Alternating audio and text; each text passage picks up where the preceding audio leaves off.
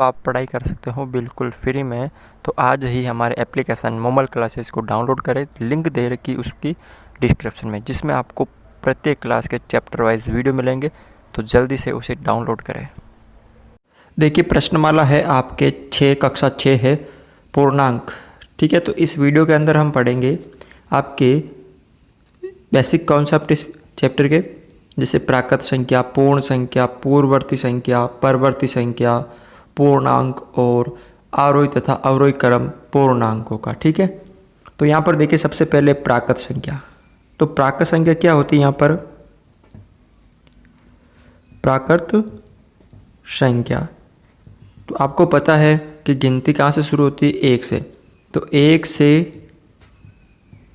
शुरू होकर अनंत तक चलने वाली संख्या को प्राकृत संख्या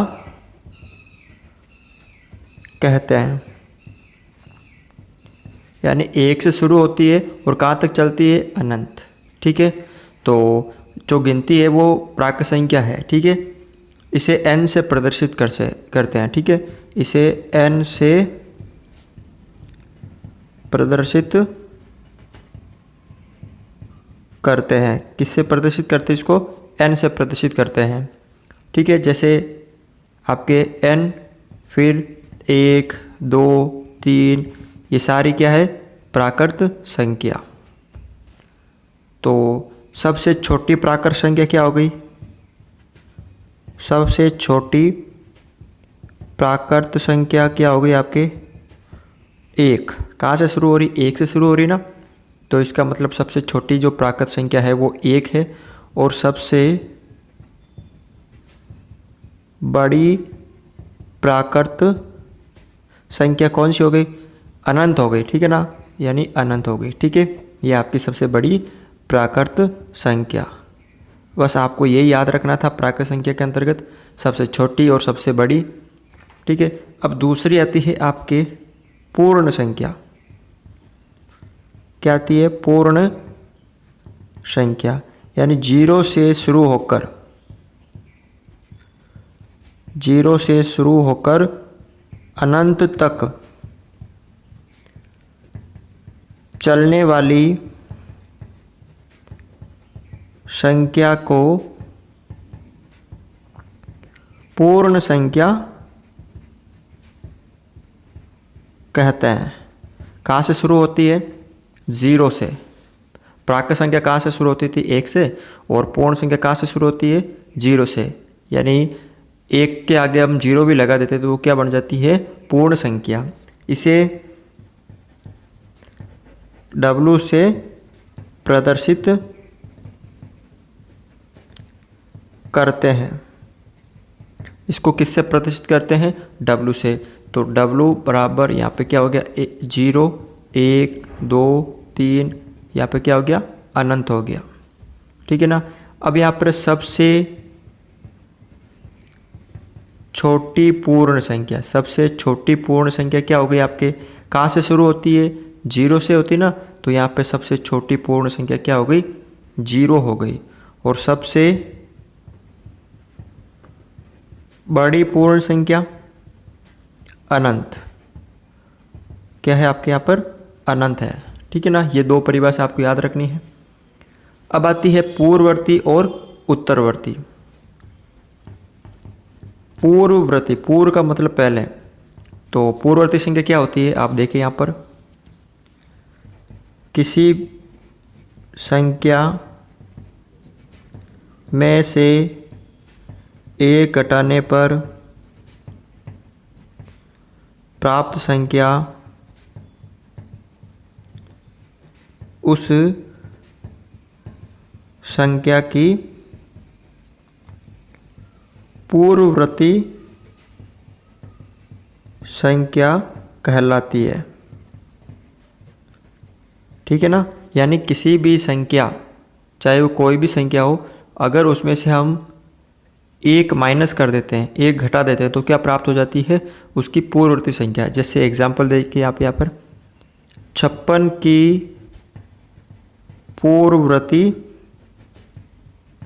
संख्या, तो 56 में से हम एक माइनस कर देंगे तो कितना आ जाएगा? 55। यानी 56 की पूर्ववर्ती संख्या कितनी प्राप्त होगी आपको? 55। ठीक है ना। तो किसी भी संख्या की अगर आपको पूर्ववर्ती संख्या प्राप्त करनी हो तो उसमें से एक माइनस कर देना हो। ठीक है। परवर्ती, या इसको बोलते हम उत्तरवर्ती, और एक नाम और इसका अग्रवर्ती। अग्रवर्ती, ठीक है ना। तो किसी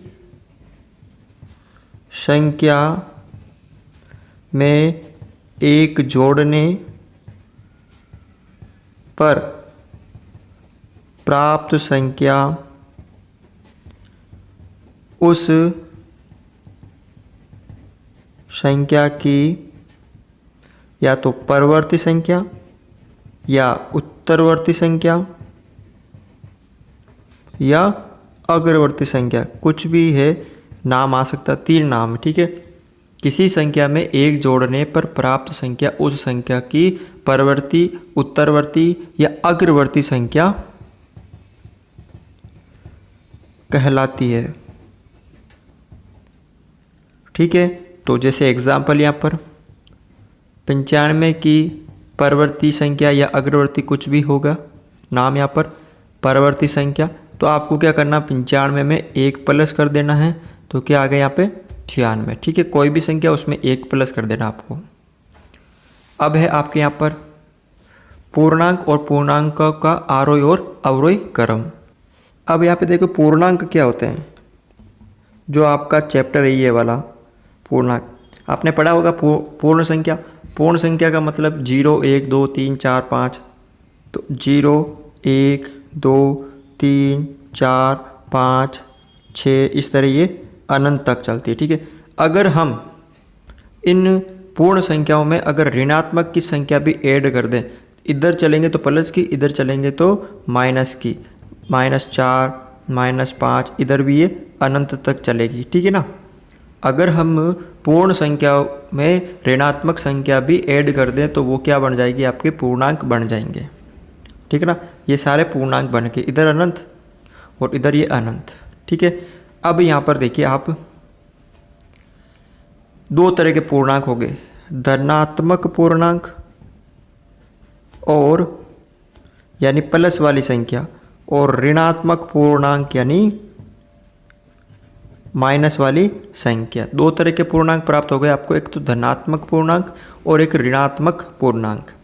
तो अभी ध्यान रखना है, सबसे बड़ा धनात्मक पूर्णांक, सबसे बड़ा धनात्मक पूर्णांक यानी धनात्मक की बात कर रहा हूँ, तो सबसे बड़ी प्लस वाली संख्या। तो यहाँ पे देखिए 1, 2, 3 इस तरफ जाते हैं ना, ये जैसे ये संख्या रेखा है, तो जैसे हम इस तरफ जाएंगे तो बढ़ते क्रम में जाएंगे। किस तरह? बढ़ते क्रम में, यानी 6, 7, 8 तो कभी ख़त्म नहीं होती ना गिनती, यानी अनंत। तो सबसे बड़ी संख्या में प्राप्त नहीं हो सकती, तो अनंत। ठीक है। सबसे बड़ा आ गया आपके अनंत, तो सबसे छोटा धनात्मक पूर्णांक, सबसे छोटा देखो ये 1 कितना है? 0 ना तो प्लस की होती है ना माइनस की, तो यहाँ पे सबसे छोटा धनात्मक पूर्णांक यानी सबसे छोटी प्लस वाली संख्या 1। अब ऋणात्मक की बात करते हैं। ठीक है ना। देखो ऐसे जाते हैं तो बढ़ते क्रम में जाते हैं और ऐसे जाते हैं तो घटते क्रम में। तो सबसे बड़ा ऋणात्मक पूर्णांक यानी सबसे बड़ी माइनस की संख्या, देखो इस तरफ चलते हैं तो घटते क्रम में चलते हैं, इस तरफ बढ़ते क्रम में, ये लिख रखा बढ़ते क्रम में, और जब इस तरफ चलेंगे यानी यहाँ पे खड़ा होकर इस तरफ चलेंगे तो वो घटते क्रम में। ठीक है ना।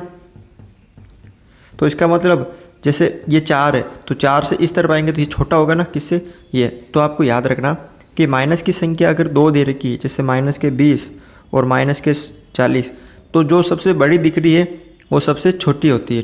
ठीक है ना। तो यहाँ पे जैसे -100 होंगे वो सबसे छोटी होगी -1 से। तो ध्यान रखना कि सबसे बड़ा ऋणात्मक पूर्णांक -1 होता है और सबसे